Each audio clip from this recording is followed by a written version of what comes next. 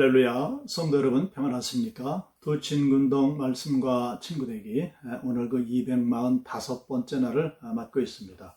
자, 오늘부터는 고린도 전서의 말씀을 읽고 묵상하겠습니다.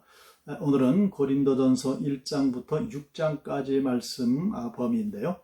자, 먼저 오늘 주일입니다. 여러분들을 축복합니다. 하나님 앞에 나와서 대면으로 예배를 드리시든지 아니면 비대면으로 있는 처소에서 하나님 앞에 예배 드리실 때에 영과 진리의 귀한 예배로 주님 앞에 드려져서 하나님 기뻐 받으시고 하나님께서 힘과 능력을 주시고 소망을 주시고 기쁨을 주시고 응답과 복을 더하시는 복된 예배 되시기를 주님의 이름으로 축복합니다. 자, 그러면 고린도전서 말씀을 보시도록 합니다. 먼저 개괄적인 말씀을 드리겠습니다. 자, 고린도전서는 고린도 교회의 교리적인 그리고 도덕적인 문제를 해결하기 위해서 사도 바울이 고린도 교회에 보낸 첫 번째 서신입니다. 자, 본서의 기록 목적은 첫 번째로 여러 사람들로부터 듣게 된 고린도 교회 문제들을 바로 잡고자 하는 데 있었습니다.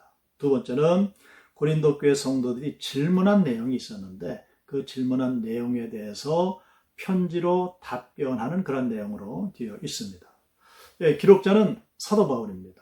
그리고 기록 시기는 AD 55년경으로 알려져 있습니다. 자, 고린도 교회는 사도 바울이 개척한 교회들 중에서 가장 문제가 많은 문제를 안고 있었던 그런 교회였습니다. 자, 고린도 교회는 아시는 대로 사도 바울이 2차 전도 여행 때 고린도에서 1년 6개월 동안 머물면서 이제 복음을 전함으로 세워진 그런 교회가 되죠. 이때 고린도에 있는 많은 사람들이 복음을 듣고 예수님을 믿으면서 교회가 세워졌습니다. 이 고린도 지역은 잡다한 인종과 그 잡다한 민족의 집합 장소인 세계 시민주의의 도시였다 하는 이런 일컬음을 받고 있습니다. 자, 계급적으로도 여러 계층이 있었는데 특히 주의할 것은 약 20만 명의 자유민에 반해서 약 40만 명 이상의 노예가 이 고린도 지역의 인구를 구성하고 있었다는 사실입니다. 자, 이 고린도는 상업도시였습니다. 따라서 이윤에 대한 사상이 아주 발달했고요. 그러므로 말미암아서 사람들에게는 이기적인 그런 마음들이 아주 왕성했다. 그렇게 전해지고 있습니다. 자, 그와 동시에 고린도 지역은 향락의 도시로 알려져 있습니다. 아프로디테 신전에는 수많은 매춘부들이 있었습니다. 많은 사람이 이것 때문에 고린도에 몰려들게 되죠. 그래서 고린도는 음란한 도시로 널리 알려지게 됐습니다. 자, 사도 바울이 로마서 1장 21절로 32절에서 부도덕 불경건에 대해서 신랄하게 비난한 것은 그가 고린도 지역에 머물면서 로마서를 쓰게 됐는데 그래서 그런 말씀들이 그 로마서에 기록되었다라고 이야기를 합니다. 자, 고린도에는 최소한 그 당시에 12개의 이방 신전이 있었다고 알려지고 있습니다. 자, 그래서 이 이방 신전에 있는 수많은 매춘부들 그리고 몰려드는 많은 사람들 이런 것들을 통해서 이러한 그 비판 어린 말이 등장을 합니다. 고린도인과 같이 됐다라는 말이 있는데 이 말은 음란한 행동을 한다라는 말로 의미되어졌다고 합니다.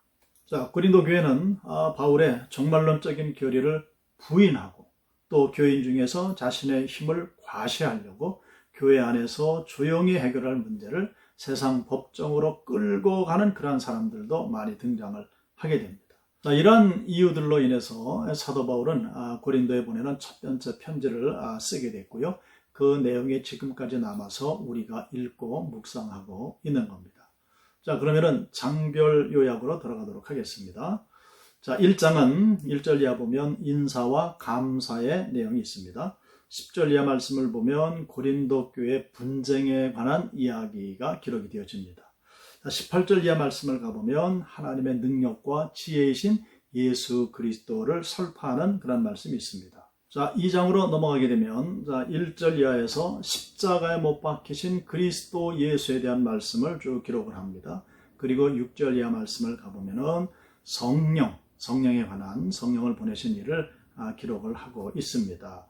주님의 거룩한 말씀을 지혜나 지식으로 전하려 하지 말고 그래서 오직 성령으로 두렵고 떨림으로 전해야 한다는 말씀을 기록을 하고 있고요.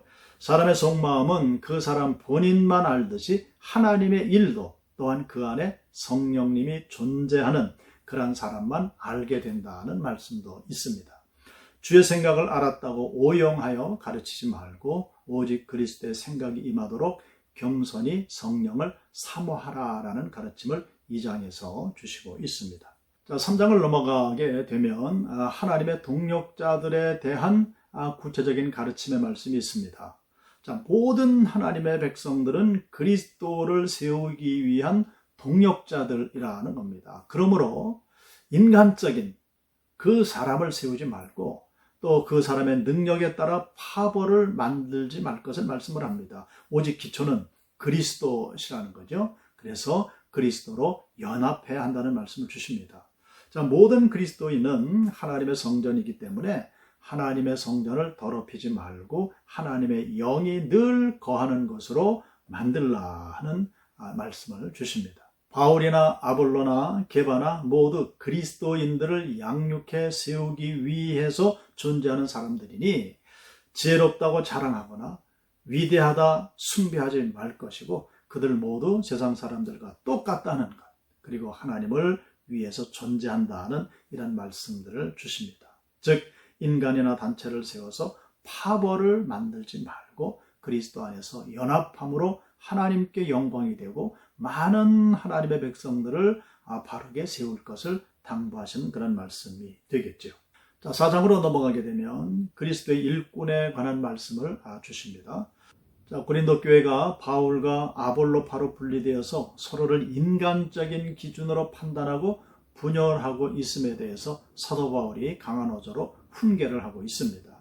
영적 교면에 빠져서 참 그리스도를 알지 못하고 서로의 인간적인 논리로 분열하며 비방하고 있는 그 고린도 교회의 교만에 대해서 책망하시는 그런 말씀들로 기록이 되어져 있습니다. 자, 그리고 5장으로 넘어가게 되는데요.